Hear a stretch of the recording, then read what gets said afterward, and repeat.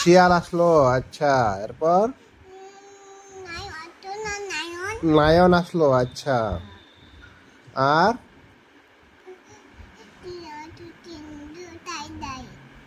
শিয়াল শিয়াল কি করে বলো?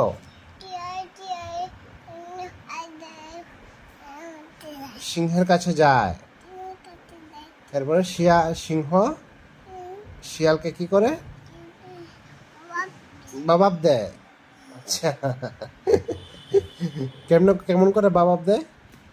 এমনি করে বাবাব দেয়। আচ্ছা, এরপর শিয়াল কি করে? শিয়াল ভাগে। কোথায় ভাগে? জঙ্গলে ভাগে যায়। আচ্ছা।